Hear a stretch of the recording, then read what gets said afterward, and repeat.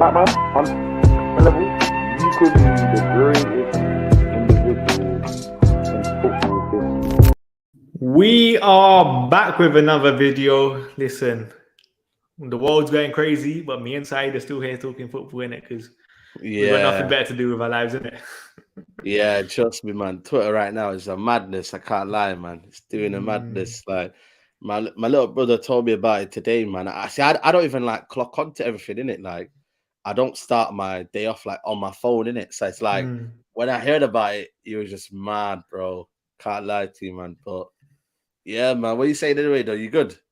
I'm good. Listen, we got football to talk about, kind of thing, and leader, politics, all of that stuff. Yeah, Elsewhere, listen, Graham Potter, Chelsea, done deal. Here we go, confirmed by Chelsea already within the day. How do you feel? You know what, man? It's crazy, you know, because it's like my guy did it in what less than like Tuchel was sacked yesterday, and then all of a sudden, you know what I mean, just over 24 hours, you know what I mean, they've got Graham Potter. To be fair, they kind of agreed the deal yesterday. It's only today, you know what I mean, they kind of confirmed it. But head coach, not a manager, he's head coach. So they're trying to do that kind of thing where, you know, the manager has more control over things and whatnot. But you know what, man? I'm excited for Potter, but at the same time, I'm like, ooh, it's a massive job to step in, you know, just because of the nature of the politics, man. I don't even think like a coach here, like, you know, like we've seen good coaches go there and they've not survived. So it's different level. Like Chelsea is just a different level altogether of what it kind of brings in and the troubles it brings. So good luck to him. You know what I mean? I hope he gets the respect he deserves. If I think for me, you know, people were saying that should he have went to maybe Aston Villa first, Leicester. Is it a bigger jump? Because remember David Moyes, I'm not trying to compare David Moyes to Graham Potter, but when they stepped up in terms of like stepping up, they couldn't cope with the pressure. So I think, yeah, man. When Graham Potter has the benefit of that is in terms of his football's a lot better than David Moyes was kind of thinking it. And I think fans are still always giving that benefit of the doubt. And I also think this is a massive positive in my eyes. He got a lot of his backroom staff in. And I think Chelsea took the assistant head of recruitment. So I'm like, my doubt was, are Chelsea going to trust Potter with this project? Are you going to give him time? For me, if you're clearly taking the assistant head of recruitment, you are going to back Potter to the fullest. You're going to go like you're basically just going to do everything that he says, kind of thing, and hopefully from Potter's sake, which is why I'm like, okay, now as a rival fan, I'm kind of scared. You know what? At the same time, though, but Chelsea will be Chelsea, innit, though? Like, you know what I mean? We've always been scared of what Chelsea could do because they're just that kind of club where they sack managers. Like, they have a history of sacking managers. So, at the same time, you know what I mean? Nothing's ever sustainable. That's why Chelsea don't give me that extra worry, innit? They worry me as naturally as a rival, you know what I mean, and whatnot. But they don't worry me to the extent where I'm like, yo, like, just because they've got Potter and all of a sudden they're going to change their fortunes and whatnot. Like he's a very good coach. He will make them play better. But like I said, there's so much politics that happens in Chelsea. You don't see the best of managers. Have we seen the best of Tuchel? I don't know. Like Chelsea fans know better than me, but you know what I mean? Has he had full control at the football club? Has he got the players he wanted in? You know what I mean? That's what I'm saying. So I read an article today in it which was saying how apparently Thomas Tuchel wanted Gabriel Jesus at one point as well, innit? Like towards before he went Arsenal, and they kind of said no, which I was like, you know how much of an improvement Gabriel Jesus would have been to that Chelsea side, especially up top, in the area that they lack. Yeah, Rafinha, they lit. They wanted, you know, like I said, they wanted even Lewandowski. They were kind of in for him or whatnot. And then even like the falling out in terms of Todd Bowley wanted Cristiano Ronaldo, Tuchel didn't. Yeah, they kind of did clash from that point of view. And I think I said it. Yeah, Graham Potter right now in his career, in my eyes, can't really go into one of these bigger clubs and demand everything in terms of I'm that guy. He's not like an Antonio Conte in my eyes, isn't it? He's not. Like you can't really chat to Conte, which I think is interesting from a Chelsea point of view in terms of they appointed him head coach. So clearly, from the way I look at it, is it going to be Todd Bowley kind of saying, yo, maybe you're going to have to work with this player that I'm going to sign for whatever reason. For example, Cristiano Ronaldo. Compromising, yeah. And I think compromising. From that point of view, Potter can't really say anything. Because he's at that stage of his career, which I don't know, but I still think he was the best manager available because you saw the thing about Matt Law. Matt Law Mm. said this sacking wasn't just down to results, innit? It was apparently Chelsea wanted like a long-term coach. They wanted the culture at the club to change.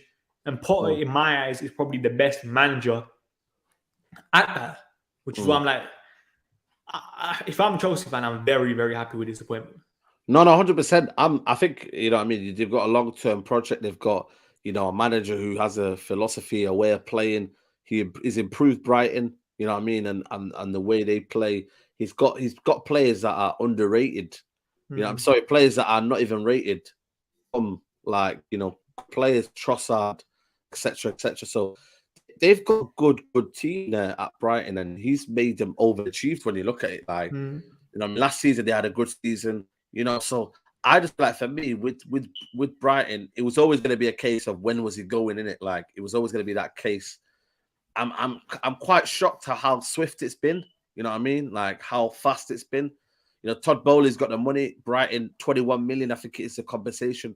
It makes sense, man. You know what I mean? Like, there's no point keeping a guy who, you know what I mean, like wants to go as well. Yeah, man. So, and also he plays 5 at the back, so it might suit Chelsea in the sense of he's probably the perfect fit because he plays 5 at the back, and then he can play a bit more dynamic. I think with Tuchel's system, I thought it was a bit rigid. With the Brighton system, they play very, very much like free fluid football. It's fluid football, isn't it? So might be a bigger kind of you know, what do you call it? It's a good cue, man. So all this comes down to now is that, is he going to be one of them puppets that just does what the owner wants and just kind of like, you know, and then he loses out at the end. Also, can he get the respect of the Chelsea fans? Like, you know what, this social media, this new era of football fans are like, man. You know what I mean? It's easier to go Potter out than it is to go Tuchel out. There's not many people I've seen that were Tuchel out. Like, it was a case of, but if it's Potter, you know how easy it is, isn't it? Like, yeah, you know, like he ain't that name kind of thing. But yeah, Tuchel at the Champions League at Chelsea, so I think people are reluctant to call him out. Which, listen, I think towards the end of it, it was getting stale at Chelsea in my eyes. Like, I know people who might say that player power won again at Chelsea, but I felt like that sacking was inevitable at one point. Like, I feel like, as much as, for example, maybe the timing was wrong 2 games after the window finished, I hear that, but I felt like Chelsea were heading that way anyway in terms of Thomas Tuchel getting sacked. But listen, I think it's also interesting. Potter got a 5-year contract. Yeah. Come on, man. If you're giving someone a 5-year contract, you are trusting the man. So from like a football point of view, in terms of taking like my Manchester United bias, I really hope Potter's fully backed. And listen, he's a quality coach, and I hope he succeeds because he deserves it. In terms of his football journey, has been very good to see. Yeah, 100%, man. You know what I mean? Like I said, Ostersunds, you know what I mean? He was there. You know what I mean? Got the name over there, came over down here. You know what I mean? He's been there since 2017, I think it is. For me, he's a very, very good coach. He was in my top 5 to replace Ole Gunnar Solskjaer. Like, he was in my top 5. Like, you know what I mean? Let's be real. He was one of the people that were recognized and thought, you know what? This guy's a manager who improves players. So I think he's got a clear philosophy, clear idea. You know what I mean? He's got to have time. He's got to be able to build his players. He might like the players, you know what I mean, that he wants at Chelsea. And by the way, that's a good point there as well. That I don't think contract doesn't really say anything to me because... No, but in terms of, come on, man, surely if you're giving someone a long-term contract, you're having more faith. Naturally, kind of thing, innit? Like, I'm not saying he won't be sacked, kind of thing, but I'm just saying, like, from that point of view. Yeah, 100%. We'll see. But listen, fair play Chelsea. If I'm a Chelsea fan, I know a lot of people have been like talking negatively on Chelsea and stuff here, but I still said it. They still have a decent foundation for Graham Potter to succeed. Like, Wesley Fofana is still a very good young centre back. Cucurella was what Brighton's player of the year last year. Koulibaly, Thiago Silva, one of the best centre backs. Cucurella, you know what, man? Brighton manager might just, you know what I mean, might drop him, man. You know what I'm saying? Like, because of the way he forced his way out of Chelsea, man. But listen, man, you're at a new club kind of thing, innit? Surely... Bro, just imagine that, though. Like, what better payback to have here than to kind of bench him and play Chilwell and not play Cucurella because of the way he kind of... You know the one I feel sorry for? Billy Gilmour. Oh, yeah. Because he went on a full-time basis to Brighton and bang, that's it. No. Loan. I don't think it is a loan. It is a loan. It is a loan. I thought it was a permanent. I'm sure it's a loan. These guys in the comments will know it. I thought it was permanent. Oh, yeah. I think it's permanent. You know. Yeah, like that. Come on, man. Like you went Wow. to Graham Potter. What 10 days later? That's it. The man is taking over at Chelsea. It's permanent, yo. Yeah. But then again, yeah, let's be real, man. Was he ever going to get a choice at Chelsea? No, I hate that, but if you're Billy Gilmore, you know this manager wanted me at this club, and now he's taking over at the club that, let's be honest, he probably wanted to make his name at and wanted to start week in, week out. Yeah, so I do feel very, very sorry for him. But sorry, yeah, Cole was on loan. Yeah. So he'll come back. But again, you know what I mean? But Brighton, though, what a place to go and invest. Like, they got Webster. You know, they've got some decent players. Trossard in there. Caicedo might be a player that might want to go back to his manager and play under him. So Chelsea have got some decent options, man. Trossard as well, innit? I swear, does Trossard not have a year or two left in his contract? Yeah. You know what I mean? Could be interesting, innit? It could be interesting. And I think he's also worked at Conor Gallagher before at Swansea. What's that? I'm pretty sure from what I've read, Graham Potter's worked with Conor Gallagher at Swansea. Shit. And you know how much Chelsea fans hate Conor Gallagher right now as well. So yeah, 100%. Yeah, of course. Man. I think it's going to be interesting, isn't it? Yeah, the Batman thing I feel less sorry for, because I still think Thomas Tuchel will still use the Batman kind of thing, innit? And listen, man, the Batman is still at Chelsea. You're still at one of the biggest clubs in England. But would I say I'm worried about Chelsea? Not this season, but I think as a process, I'm very scared. Because I think Graham Potter's ceiling as a coach is very high, innit? Yeah, coach. You know this for me, though. Do you reckon he can implement that style of football onto Chelsea's with the players that they've got? You know, I think it could be interesting. With like all the Queen stuff. Say if football takes a break for whatever 10 days, I think the reports are. Is it 10 days? Yeah, that's what I've seen in it, or like a week. This could be like a mini preseason for Chelsea, in a way. Yeah, of course. Like, he's still going to have, for example, a week to potentially work with these players if the players are allowed back in. I'm not too sure how it's going to work, but I think that could give Chelsea and Graham Potter a massive helping. And listen, as I said, like, Chelsea play a back three, Potter played a back three. Obviously, the styles on the back three are completely different, but as I said, there's still a decent foundation for you to build on. So I think I wouldn't be surprised if you get top four this year. Yeah, but you know what it is, though? I think it's going to be an interesting fight. That's why I wanted Tuchel to kind of suffer a little bit more, man, like we did with Ollie. Like, it just transpires for the rest of the season. But that just shows you the difference in ownerships. You know what I mean? And obviously, they've got new owners, but just it shows you, like, why you don't get club legends in, because I don't think Todd Bowley could do what he did, you know what I mean, to Ole Gunnar Solskjaer, knowing the wrath that would have been caused to the fan base. But it was easier to do with Tuchel. You don't owe him anything. Doesn't have like a great relationship with him. He didn't appoint him. He didn't appoint him, you know what I mean? Like I said. So it was easier to do that. So at the same time, like, he had to come in and do what he wanted. With the Ronaldo situation, is like, I had a feeling, and you did as well, that Tuchel did want him. There was reports saying, Todd Bowley did want him, because he kept talking about it. And that's where the news came out at the start, that Todd Bowley had met up with George Mendes. So, you know what I mean? It's been a sticky kind of relationship for the both, innit? And, Todd Bowley always wins, man. It's always gonna be that owner. But at the same time, man, two things can be right, man.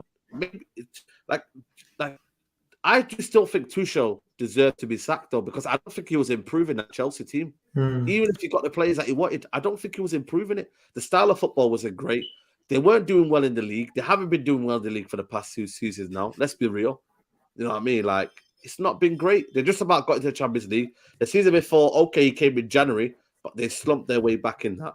They've not done well in the league. They've done well in competitions, don't get me wrong, but maybe Todd Bowley's thinking, I want more than just cups. I want to win the Premier League. I want to, And I still, like, from that point of view, like, Thomas Tuchel, in my, especially towards the end, was getting a lot wrong in terms of how he's profiling plays. Like, I wasn't happy with, there were certain games that Reece James was starting right centre back. Yeah. And I know, like, people like Loftus-Cheek and that further row. I'm just like, Reece James is probably arguably one of your most creative players. Play him at right wing back. Yeah. Conor Gallagher can't play deep. You need him further close to like him having the ability to make those late runs into the box kind of thing. That's probably where you get the best out of someone like him. And he weren't doing that. And I think Matt Law also said yesterday that the players weren't happy with the decisions Thomas Tuchel was making. Yeah. So I don't think it's necessarily all down to, like, for example, Todd Bowley. The players clearly had a part in the sacking in terms of they didn't really want Thomas Tuchel, in my eyes, towards the end. No, they didn't. 100%. So I just feel like for me, again, like I said, you know what I mean, the players, they're not really bothered at what manager comes in. They've had a culture of that for how many years? Like Jorginho has had how many managers so far now? It's crazy. Like, you know, he's had Sarri, Lampard, Tuchel, and now Potter. and now Madman. So, and you'd probably argue that Tom Holland was interim for a little bit as well. So he's had 3 managers. So, and he's only been there for what, 3 or 4 years. So it's kind of mad, bro, when you actually deep it. Like Chelsea's have a history of doing it, but at the same time, this is what football's going to become like. There's not going to be long-term managers anymore. Only, you know, you look at Klopp, and I think his era is going down a little bit now. I think it might be the beginning of the end for that Jurgen Klopp team. Not maybe him getting sacked, but just kind of that team now. The great, you know, what they say, the great Liverpool team. Let's talk about Van Dijk. Because you have to say, and I did say it to Grizzy, you know, I said, what are you going to do when, you know, Firmino 30, you know, you've got to look at Van Dijk 31, Salah 30. Yes, they've got new contracts, but I just look at him and I'm thinking, what's the next plan after? Are FSG going to spend money to go replace these guys? Because if City did it, they replaced them. Vincent Kompany, Diaz. You're looking at Aguero now. The plan was Haaland. You're looking at, you know, we've got Grealish in there. They improved their team. Rodri as well in the middle. So they always have a steady plan. They always have the next plan. Always. I bet you any money, Kevin De Bruyne will probably get replaced by one of the best footballers in the world. You just know, like he's going to get replaced in the next 2 or 3 years. They're going to have a plan for Kevin De Bruyne. Liverpool, do they have that plan? I'm not sure. It's interesting, isn't it? Because, like, in terms of Jurgen Klopp, like, for example, ever being sacked, my thing is, I feel like Jurgen Klopp protects the board, if that makes sense, innit? Yeah. Like, even, for example, when he don't get his signings, he don't really complain. He always gasses up the players to, like, a very high level kind of thing, innit? And even throughout this entire window, he was like, come on, man, like, I reached, like, he played every game last year in every single competition that they could. Like, when people were criticizing the midfield, he was like, come on, man, the midfield's injuries, come on, we played over 60 games. Yeah. So I do feel like he protects the board, which is why I'm like, the board can never, are always going to be, they have that protection behind Klopp. And from a Liverpool fan point of view, like, they all adore Klopp still, majority of them. So sacking Klopp is never really going to work. Yeah. Which is why I'm like, I don't know how Liverpool fixes, because the midfield recruitment's been poor. They should have signed like an actual midfielder other than Arthur on the last day. Because I know they're going all in for Bellingham next year, but what if Bellingham don't come? That's what I'm saying. Do they have a plan? No, but that's what I'm saying. I don't think they need Bellingham. They should go and get, instead of spending 100 million on Bellingham, I think personally for me, they should go and guide 2 or 3 midfielders. That's what I would do. No, but that's what I'm saying. Like, even before Bellingham, they still needed the number 1 or 2 to replace, for example, a Milner, a Henderson, a Fabinho, who in my eyes hasn't looked good for the last year. So you are literally putting all your eggs in one basket in Bellingham, who might not even come the year after. You basically sacrifice this entire season currently. Basically, doing? And exactly. You basically sacrificed the whole season. You brought in that Arthur, who, again, like I said, he's injury prone. His stocks are falling. He's not the same player as he was. It was a panic buy. It was a panic buy, yeah. 100% panic buy. So again, like that was our like Rabiot moment. Like, you know, we just got him for the sake of it. Like with Liverpool now, I said it, man. It's one of them situations where now Van Dijk is not the same player. Like, you know, you can see it. You know what I mean? Like I said, you can see it easily. Again, how many more years has he got left at the top?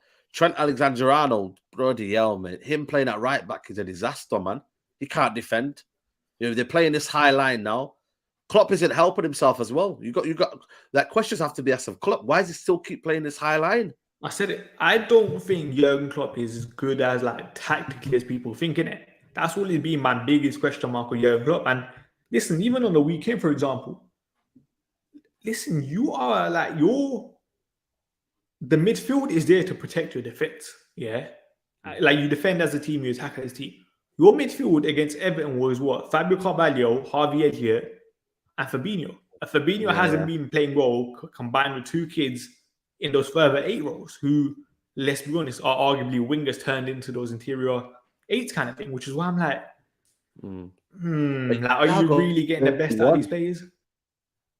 Even Thiago, like I said, he's 31. Like, you know what I mean? Like I said, you know, the peak Thiago, he's still a baller, but we're not going to get the peak Thiago. He's injury prone as well, you know? So what are you relying on?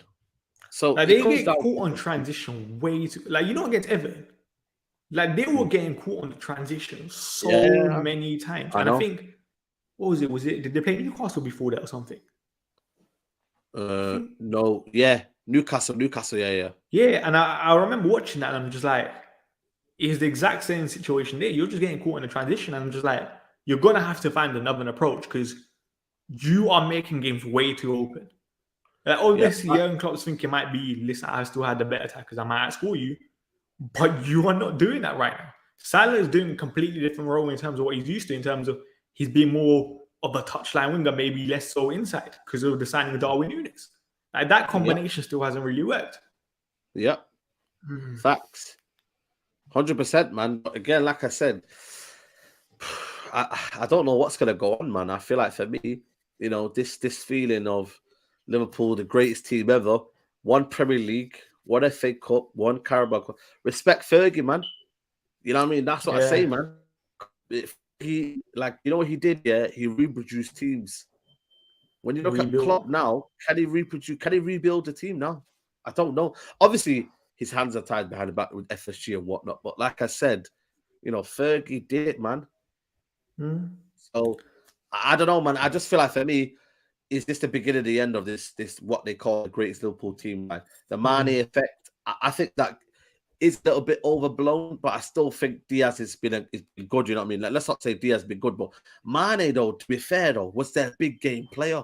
Like, is Salah, like Salah's got the goals. Salah's done, you know, what he's got to do, and he scored goals after goals. But who was there at the big moments? It was Mane. But then people say Mane exposed us. In terms of like, you know, the fact that he's left. Well, they should have given him a contract. He had 1 year left on his contract, you know. They could have gave him a contract extension. Listen, as I said, man, maybe I don't know with the Mane situation. In my eyes, I feel like people kind of overdoing it. It's like they're missing Mane. Because let's be honest, there was also a period in last season when Mane weren't playing well. Yeah. And Liverpool, after they lost, for example, Mane, they went down a completely different route in terms of Darwin Núñez. The thing with Darwin Núñez is a completely different player. Yeah. Mane is explosive, power. I think Diaz is trickery, pace. It's so different. And that's why like I said, with the Mane situation is, I think he was just there for Liverpool when it mattered the most. Diaz, like I said, he'll need to get to that level, but you know, Salah's not on form right now. He's been missing. But then again, he's not been playing well since, I'd say, AFCON. Yeah. Virgil van Dijk, you know what I mean? Is he the same player? I'm not sure. The thing is, I've always said your defense naturally is going to look worse if your midfield and team as a whole is less compact, isn't it? Which is why I'm like, as much as like people calling Van Dijk finish and all of that stuff, I'm just like, I still want to see a bit more to make my full judgment on Virgil van Dijk, because I do feel like that's a lot on like a team performance kind of thing. And naturally it is with defenders. You've seen it with United, for example. And this year, someone said Statman, but managers currently don't have a plan B, most should play with plan A. I agree. But you know who doesn't? Eric Ten Hag, because he adapted. Yeah. But listen, that's a conversation for another day. Big up Eddie as well, said big up Statman and say the kid you come by, I will never forget your video when Ronaldo signed last year. Big up all in the chat. Listen, man, that was iconic kind of thing with Ronaldo signed, didn't it? Yeah, that was just one of them. That was more Ronaldo, innit? Ronaldo kind of came in and we just got giddy in it. But bro, I can't lie, man. It just makes me like, you know, like we've got a project in Ten Hag in a sense of like, you know, is it our time now to kind of move and start, you know, taking advantage the way Liverpool took advantage of us all them years? You know what I mean? Like we need to now take advantage of these next two, because Chelsea, whether you like it or not, will still be in a transition with Graham Potter. You don't know what's going to happen over there. Is he going to be the long-term answer, or, you know, is it a case of they're going to be sacking and firing managers again? Todd Bowley is a madman. You don't know what's going on with this Todd Bowley. He could either make or break that football club. Similar way the Glazers did. People are forgetting. This Todd Bowley is another American owner. And do they have the same love for the football club and, you know, the way that maybe they have it for their other sports and whatnot? We'll see. Time will tell. Right now, he just looks like a madman that's just playing football Monopoly. Doesn't quite know what he's doing. So is it now time that, you know what I mean, we can start now, you know what I mean, building something and being patient with Ten Hag, man? Because that's what we've got to do. And we've got to fully back him, man. Do you think now the Liverpool era is over there in terms of them getting 90 plus points, which I doubt they will do? I don't think anyone's going to get it this season, by the way. This season is just mad. I don't think anyone get 90 plus points. Do you think Liverpool guaranteed second right now? Because Ilias, I think, is the Liverpool top two is not guaranteed, you know? No. I think they'll get in the top four, but it'll be a struggle, man. It'll be a struggle. You know, I can't predict the top four right now. Can you predict the top four right now? Like Man City will win the league, but second, third, and fourth, nobody can predict it. Like, we're gonna have to wait until maybe after the World Cup. As someone said, Liverpool done. I don't even think top four. Listen, I don't know yet, kind of thing. What's interesting is in terms of my biggest thing with Liverpool is how many times are they conceding the first goal in games? Because I think I was reading something about Dortmund's 7th season under Klopp in it. And apparently they had the exact same problem in terms of it was getting a bit stale and they kept conceding the first goal. And actually, when you're going to concede the first goal over and over again, like, come on, man, eventually you're not going to make a comeback. And I think Liverpool, even over the last, even towards the end of last season, had been conceding the first goal quite a lot. And another thing I say about Liverpool, they were in a Champions League final. If it weren't like if they weren't playing Real, they could probably be any other side in the world at that point. But in my eyes, they looked very tired in that game. Premier League, they were 15, 20 minutes away from winning that. If City didn't make the comeback.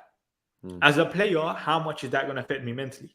Where's my motivation as a player now to go again? Because if I'm Trent, and I'm not like what you call it, gunning down Trent here, but if I'm Trent, I've won a Premier League now, I've won a Champions League, I've won a FA Cup, and I've won a League Cup. So, but I've completed the set kind of thing, innit? What more do I really need? Like, where is my internal motivation now to go again? Yeah, I get that, but at the same time, like, you know, they say the mentality monsters, isn't it? Klopp's put them as this mentality monster, so you know they should be producing it. But you know what, man?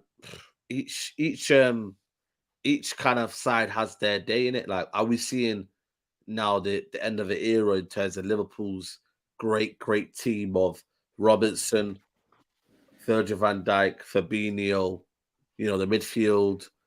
You're even missing leaders in there. In Henderson, they're getting onto their list. Like they're gonna need leaders anyway. Salah now is approaching the wrong end of 30 now. You know, like I said, Núñez, obviously he will still need to find out what happens to him. But for me, Fabinho, there's too many players that are off form, man, and that's always the worry. You know who isn't though? And I kept saying it last year, and I remember I was getting cooked. I think Alisson, and I said it last year. I think Alisson was my Premier League Player of the Year last year. Yeah. I think Alisson's still the only player for Liverpool. I look at him, I'm like, you are still putting up performances to a high enough level. Yeah. But the rest of them is looking interesting. And big up Richard Belly as well. He said, you man maybe want to start putting up football content. So big up you guys and big up you. Big up you, man. Well. Yeah, but that's kind of my thoughts on it, kind of thing, isn't it? And also, you know what I mean? Like this idea that Fabinho and why Fred and Casemiro in the Brazil team. There's a reason why, man. Do you know what I mean? It's different cloth, man. You know what I mean? Fabinho's been looking smelly, man. Let's be real. Even like the back end of like last season, like he wasn't playing great. Thiago was carrying that midfield when you actually look at it. Yeah, because I remember there was a point, I can't remember where it was here, what month it was, but I remember me and Hardy doing an overrated 11, innit? And this was when before kind of Fabinho's downfall kind of went mainstream. And I'm just like, Yeah. I just mentioned Fabinho in it, but the chat obviously cooking me, so I didn't put him in. But I was like, Fabinho hasn't looked the same self, and I don't know what it is with Fabinho. I don't know if he's just being overplayed, or like for example, the overall midfield structure, like they're relying a lot on Fabinho's game, kind of thing, innit? Yeah, they are. They're less compact as a side, so I don't know if he naturally is going to find more flaws in his game, but I don't know, man. And he's played a lot of games, man. You could tell why they wanted Tchouameni. Yeah, of course, they needed someone. They needed a backup. They needed a backup. They needed someone that could fill the void. But in terms of, for me, you know, Fabinho and the fact that, you know, like I said, with Casemiro now, Casemiro might give us more, and he's younger, so he's older than Fabinho. You know what I mean? Because of the way Fabinho he's tall. He hasn't got like, you know, he's not athletic, is he, Fabinho? So I don't know he's never been kind of thing, innit? Yeah, exactly. He's never been. Has his his legs might go younger than Casemiro's. So it's an interesting one to watch out for, man. That mobility as well, Fabinho. Once you lose that mobility, you can't do what Klopp wants you to do. That pressing. And I think like the way Liverpool play right now, losing someone like a Genie Wijnaldum in terms of his mobility midfield, I feel that doesn't help either.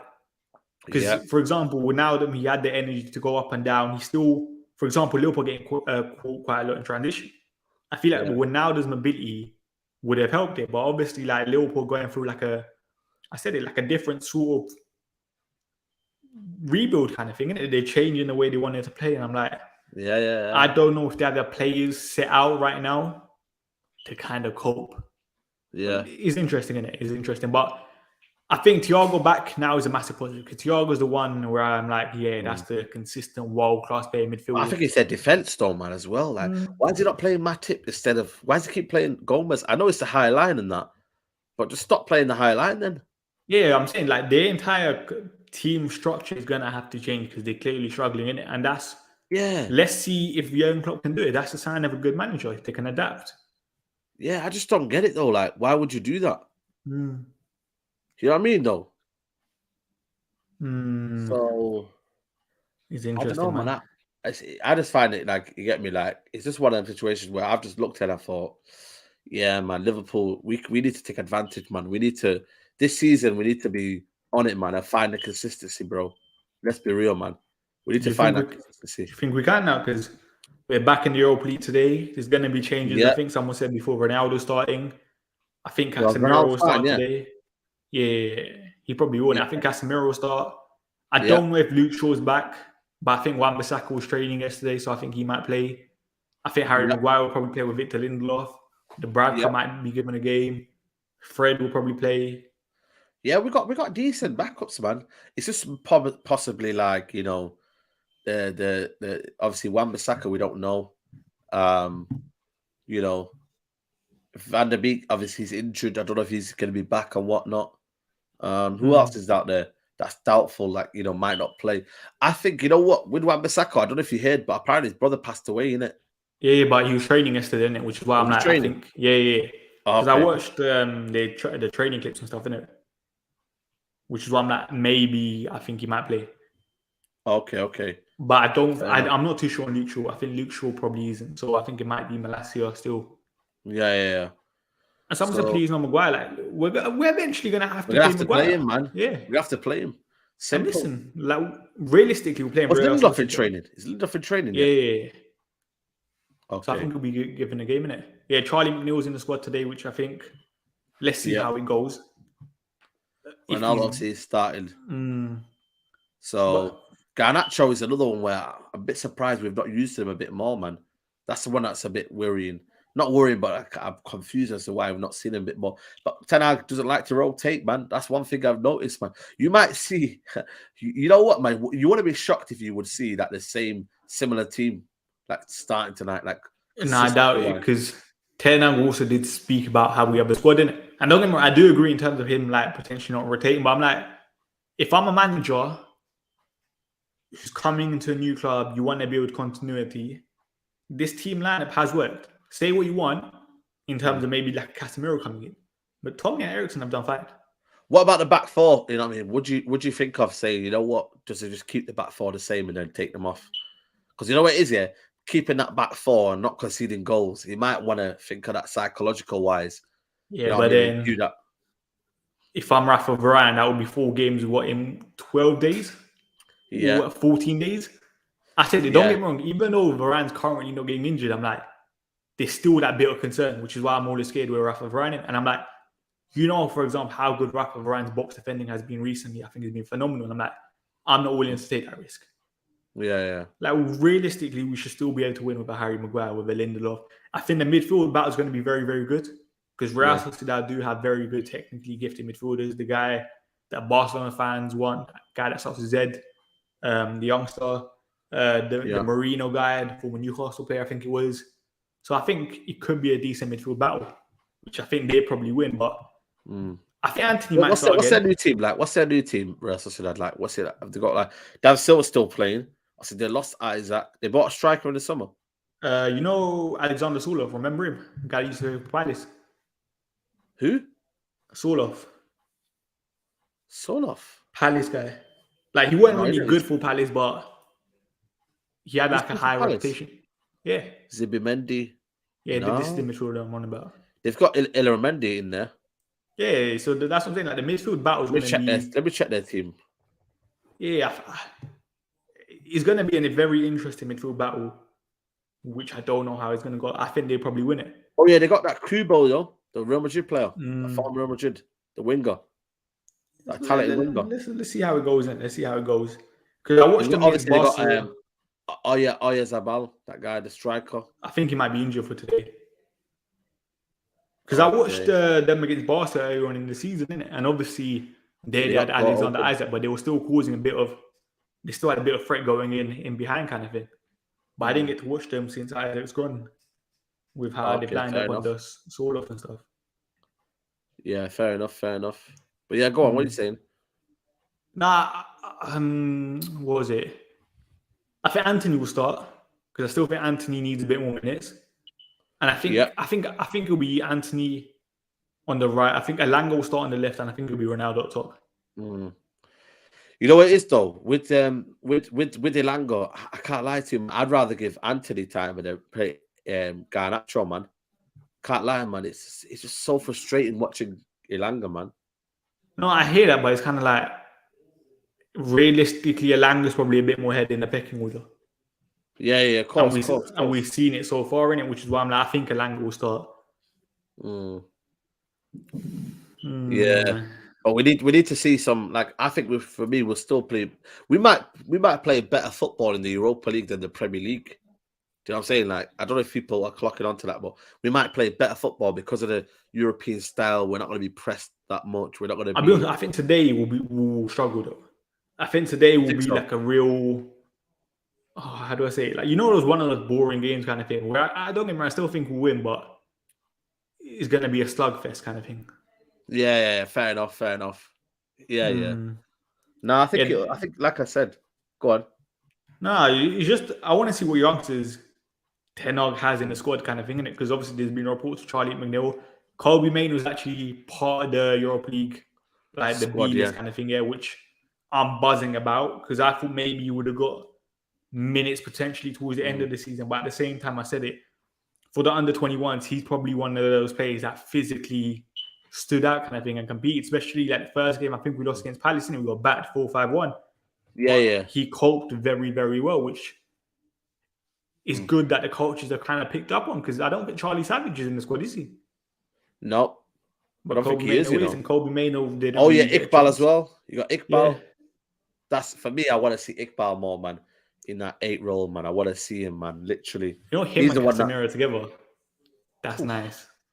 Him and Casemiro. Oh my days. And then have maybe Donny in the 10. But it's interesting with Donny, man. Like, where is he in this team? Like, is he just have we kind of forgotten about him? Is he in the manager's plans? Like, don't even know, man. It's just a strange one with Donny van der Beek. What do you do with him? Listen, make sure you guys like the video as well because there's over 150 people watching. But we was having this discussion the other day with Donny van der Beek, innit? Do you think Donny van der Beek that is a player that succeeds with the process in terms of? We know Donny's injured by the way right now, but in terms of right now in my eyes, we're playing a lot in the transition. Bruno suits that game a lot better. But say for example, we get like the final piece 10 team in terms of our build-ups a lot better. We're keeping the ball so much better. Would you not say then Donny van der Beek becomes more suited than a Bruno Fernandes? If we're looking at current players. You know what it is? I think Bruno Fernandes has more. His end product is more appreciated by Ten Hag. Donny van der Beek's overall game is probably better than Bruno Fernandes, but because of this Premier League, it's a different type of league. Does it suit the way Donny wants to play? Like, I think if he was in Man City's team, it'd be perfect because the way they give and go, like I said, their style is more suited to Donny van der Beek. That's why it's just kind of crazy. Like, even with the situation when people say about Sancho and Grealish probably suits United more than Sancho. But obviously, that's just kind of initial thoughts. But I think for me, with Donny van der Beek, I just feel like, can he change his game just to suit United fan base? I don't know. He's just, the way he plays that's Donny, innit? What more do you want from Donny? He gives it go. He's tight. That safe baller kind of thing, innit? It's a safe baller. I remember there was a point last year where we were on the counter kind of thing, and he probably should have just played the ball down the line, but he weren't brave enough kind of thing. And I'm not even sure if it's him being brave enough. I just don't think that's his game. Yeah. I'm like, I don't think we're going to see the best out of Donny van der Beek for maybe another year or two kind of thing, innit? Yeah. Which is why I'm like, maybe. Like, if I'm Donny van der Beek, I wouldn't be surprised if I want to move out kind of thing. Because think about it, you're going to miss out on the World Cup, definitely, in my eyes. Then what? We're not going to be, like, it's a process we're not going to be the final 10 team in the year kind of thing. Yeah. So in January time, I could be looking for a move out potentially. Yeah, 100%. That's what I'm saying. Maybe United need to cut the losses. They probably will do, though. That's what I'm saying. I think, what can you get out of him, though? That's the money as well, by the way. What are you going to get out of Donny van der Beek? So, I don't know. He did speak, though, to the media about Real Sociedad. I don't know if that's an inkling that he might be playing and whatnot. No, I think that was Dalot. No, that was Donny as well. Did he? Yeah, Donny spoke. I didn't see Donny speak. When was this? He didn't speak to the media, but he still spoke like about Real Sociedad. He didn't he's not out of the picture. You know how normally you get me if you don't talk about the game and whatnot. So, he actually spoke to the media and whatnot, not directly to Man United as you've seen on YouTube or whatnot, but he did talk about Real Sociedad and whatnot. So he might be in the plans, in it. So I think Europa League is his best bet, man. Cup competitions, but then we don't play cup competition till November. You know that we don't play. You're still going to have 6 Europa League games. Let's be honest. If he's fit, he's going to start all of them. Yeah, he's going to start. You know, what I mean? Let's be honest. We still got a lot of Premier League games. Eventually, you're going to have to rest the Christian Eriksen or Donny van der Beek. We'll have injuries. Yeah, we'll have injuries, man. I've always said this. Ten Hag clearly shown you perform. I will play you. He done it with Malacia. He done it with Varane. He's done it with, for example, Scott McTominay. He's done it in terms of not bringing Ronaldo straight back in because Rashford's performing up top. You will get your chance if you perform, which is why I'm I don't really care at this point in terms of Donny van der Beek. I just know this manager will give you the best possible platform to perform. And if you perform, he will play. It's not like how it was under Ole Gunnar Solskjaer, which Eric Bailly complained about. Facts. What do you think about those Bailly comments, by the way? You know what it was there? With them Eric Bailly comments, I just feel like for me, I think he was stating facts. Do you think it was a right message, wrong messenger? No, but these kind of stories always happen when you just about move out of your loan. There's always that story that goes out there, innit? With Pogba when he was on international break, certain man, certain media asked the right questions, innit? And he got caught, and then after that, they probably took his words. We've never ever heard it from his mouth, innit? In terms of we don't know if it's a language barrier, what he said, but he said what he said. And I think for me, he's entitled to think that, you know what I mean? And it's probably true, man. You know what I mean? They were favoured. Would you not also argue how Lindelof's not English, Varane wasn't English, they still played in front of him? I think he just thinks that he was probably the best defender, and he's also looking at it for the fact that he looked at other positions as well, like Shaw at left back, maybe McTominay in midfield. He was probably looking at the culture of the football club. I think English players get favoured. You know what I mean? So, like I said, with Ole Gunnar Solskjaer, more the English lads were playing. But he sees a lot what more happens behind the scenes in training ground. Yeah. Maybe people were favoured. Maybe people were kind of let off for certain things. He wasn't let for certain things. So it's just a frustration, isn't it? It's just piled up and he's just said what he's had to say. But I think for me, a case of it's not about like, judging someone and saying, oh, well, you were injured or whatnot. You have to understand his story, innit? Like he felt like he was hard done by. Simple. Yeah, it's interesting, isn't it? It's interesting. Yeah, that's what I'm saying. Like, I feel like it was probably the right message, wrong messenger. I feel like if it was another player that actually started that said that, I think it would have been completely different. But it's kind of like in that centre back role, Bailly weren't starting over Lindelof, he weren't starting over Rafa Varane, who were not English, who were not British, kind of thing. Which is why I feel like that message kind of gets a bit missed in terms of that aspect. But I feel like what was it? Carragher came out and spoke against him, kind of thing, innit? Saying Harry Maguire's better than you. I didn't agree with that. I just don't know why you would do that kind of thing, like Jamie Carragher. Again, Jamie Carragher, like I don't understand it, bro. Like, I mean, that's in terms of backing the British guy, kind of thing, innit? But there you go. So that again, it just kind of proves his whole point. Like, no matter what they do or what they say, like on how they perform, they always get that English bias, and it is what it is, isn't it? Like, you know what I mean? And certain managers created that culture at the football club. You know what I mean? And it is what it is.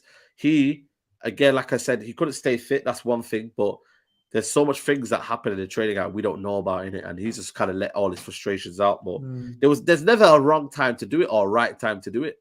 There's never. I think this is probably his first opportunity to actually speak to the media or something, innit? There you go. Enjoying Marseille and stuff.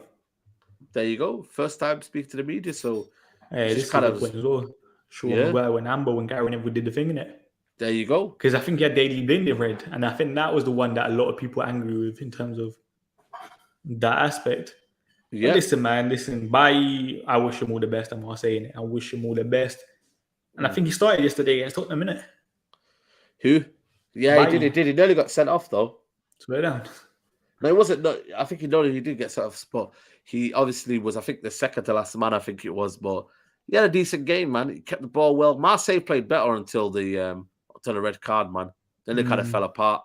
But like I said, it's a perfect club for him, man. French, you know what I mean? Like the style of football that they'll play, he'll get minutes over there. You know what I mean? I think, you know what I mean? It's a good move for him, man. Marseille's still a big club, man. Probably the second best team in France.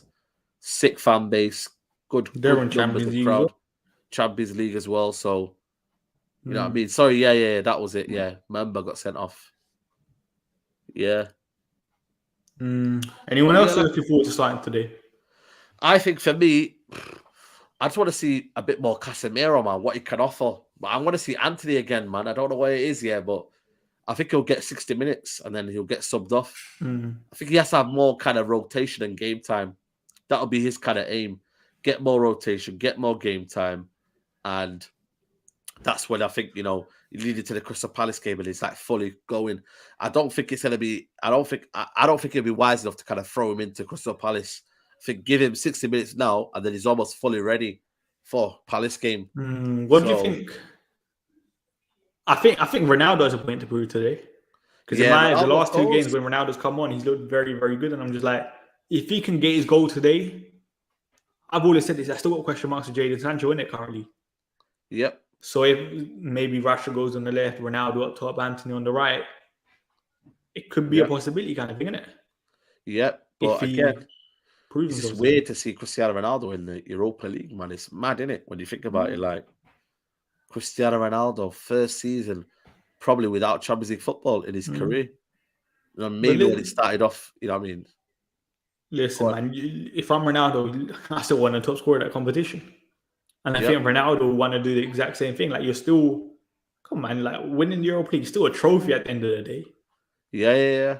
And Ronaldo has shown when he's come on, he's looked very hungry pressed very, very well against Arsenal when he came on, because he was the one that made Lukonga lose the ball for the second goal, and obviously for the third goal, he's involved in it. I think he passed it to Bruno, who gave it to Eriksen, I think it was. Yeah. So listen, man, he's clearly making a positive impact when he's come on, and he's not moaning, which is why I said he's not moaning, I said it on the stream the other day in terms of 5 things we learned from Erik Ten Hag. He's handled the big ego in Cristiano Ronaldo very well.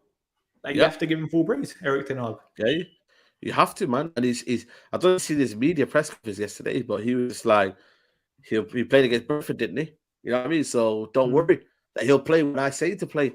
And that's what we've got, man. We've got a manager who, you know, is doing what he wants to do, not what the club want him to do. So you know what I mean? What the fans want to do, man. You get me? Like, I know there's actual people that come just to watch Cristiano Ronaldo, like not United. So we need to get that kind of like, you know, culture out of the football club where it's player power in it. Like, it's not, man. Ronaldo has to be humbled. Like, and I think Ten Hag said something the other day. I can't remember what it was like. We're talking about preseason, and he was like, how preseason is the base for my selections, kind of thing, in terms of you lot learning my style of play. And that's what I think Anthony's like, because you said that Anthony knows me, like he knows my teams. Casemiro don't know it. Ronaldo don't know it, which is why preseason was very important for those players, and we've seen it. They haven't started. Yeah, but you know what it is though. I think Ronaldo. I can't lie to you. Ronaldo off the bench is effective, man. He has looked good. It's helping him in the Premier League. It's helping us, man. You know what I mean? Okay, Southampton looked a bit rusty, but the Leicester game was. The last 2 games looked very good, but then I think then there's going to be a conversation. Say Ronaldo starts and scores. You probably get a very high upside in terms of Ronaldo scoring goals, kind of thing. Because I still do think, as much as like we've looked good as a side, our forward area has looked the biggest weakness, if that makes sense. Yeah. Even though the other day he looked very good going forward, but he's still a different option in terms of that number 9 role, in terms of what Rashford offers. Yeah. And like, I don't know how you feel about Jadon Sancho, but my Jadon Sancho needs to be doing a lot more. I think, you know, don't get me wrong, he needs to be doing more, but at the same time, I think the football now is suited to Rashford and Bruno Fernandes. Transition ball. It's not suited for the technical players. Nah, man, I can't lie, man. Europa League, innit, man? It's just one of them, man. No, but I can't lie. Europa League today is not too bad, you know. Like Ronaldo, Casemiro. That's what I'm saying to you. You know what it is, yeah? A lot of people are just going because it's Real Sociedad today, but I can't lie, man. That was my kind of like, you know, they didn't deserve for me to kind of say, you know what, you know, going to Europa League nights, because you have to opt in it. And I was like, you know what, I'm not opted in, man. You man can hold your money and take your money in it. Like I'm not opted in until at least the knockout stages, man. Bro, we're not getting a match vlog in it for Saeed. Yeah, you know what I mean. Like I don't know who's following me there. Wait, you didn't watch the match vlog was Arsenal was lit though. Yeah, I do the watch along. Yeah, so you lot are gonna have a Saeed watch the Arsenal one was the Arsenal vlog is doing mad numbers, man. I can't lie, man. That was sick, man. The atmosphere. I dropped my phone, you know, for the Anthony goal, you know. Oh, swear down. That's when you watched. Yeah, I was celebrating, and then the phone dropped, bro. And then after that, I just obviously carried on celebrating. And then after that, I was telling the guy, "You on my phone, I thought it was broken, because it just literally went bang. But luckily, it survived. Are you getting to the game on Sunday? Sorry? Sellers Park, Palace. No, I had a ticket, but I gave it to Adam, man. I didn't even get the Man City one, man. I was fuming, man. Because I'll be honest, I think this game probably gets postponed if the Queen thing's true. Is it? Yeah, that's what I think happens. Bro. We already actually, funny enough, we've got 1 game cancelled already. It's not for the Queen, but you know the train strikes and stuff. I think Palace. Bro, I can't even get to London next weekend, man. It's pissing me off, man. I'm meant to be in London next weekend, but bloody hell, man, the strikes are mad, bro. Like for the whole. Take a coach or something, innit? Yeah, I know, but even the coaches, man, they're like limited now as well, man. It's bro, I don't know what people. And that'd be long as well. That'd be like what, 6 hours or something. 5 hours, yeah, 5-6 hours, man. It's long, man. Then obviously I think Tyrone's gonna pick me up from MK Milton Keynes. So after that, we're going to drive down to the game. Yeah, and I don't even know what I'm doing next weekend. I've got to go literally, because the Leeds game's at 2:00, man.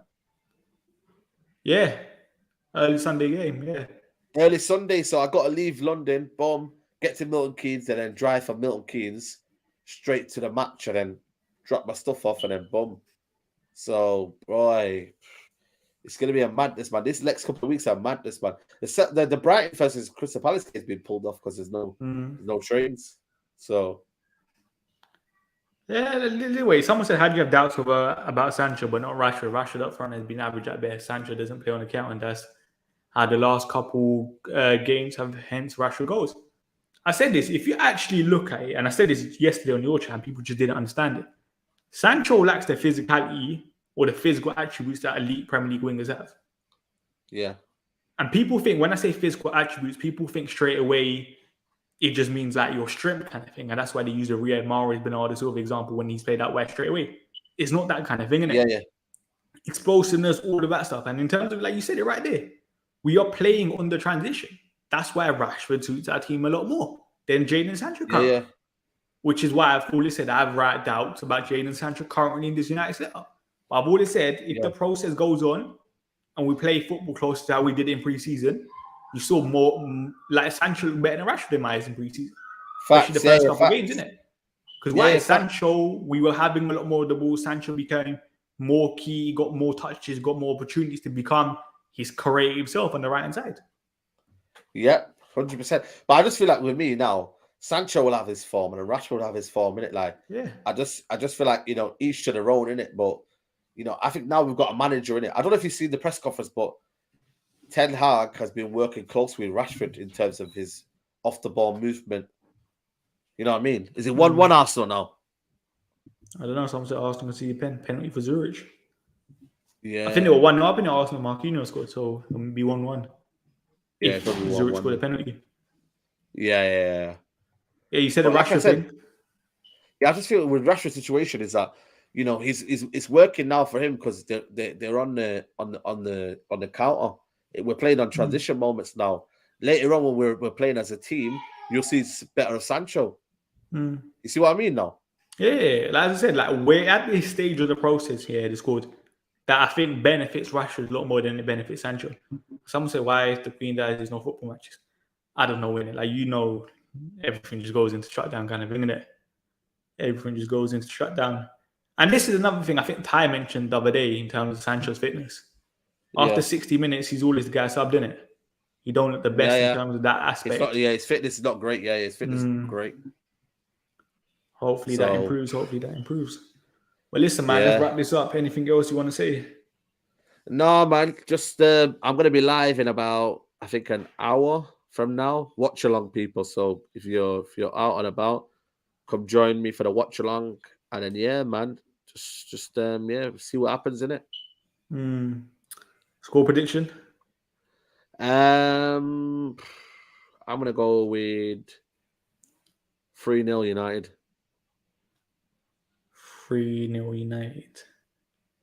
Phase. Right, that's brave, 3-0. Yeah, man. I think it'll be a tough game, I'll be honest. I'm going to go with 2-1. Yeah. I actually think Real Sociedad will play better football than us today. I think they'll control the game a lot more, but then we'll have a time on the transition again. Yeah. There you go. We'll see, innit? We'll see, man. We'll see. But I'm hoping I'm like wrong kind of thing. I hope we kind of battle. Yeah. Get our confidence up, get our goals up. And listen, hopefully the players play well and then there's competition and question marks or positive headaches for Ten Hag, innit?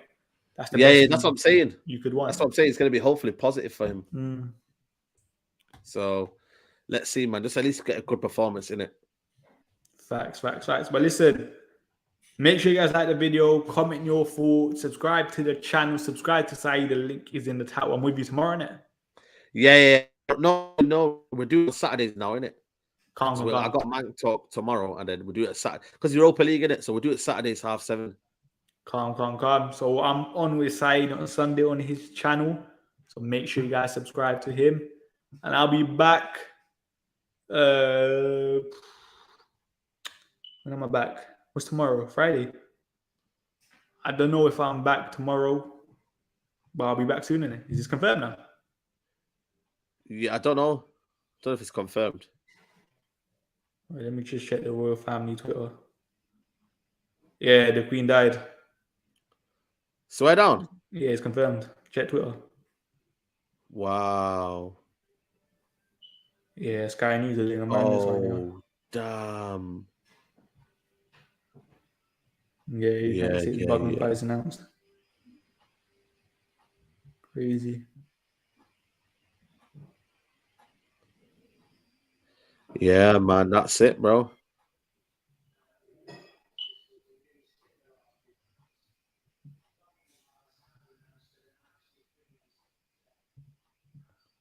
Shit. Calm.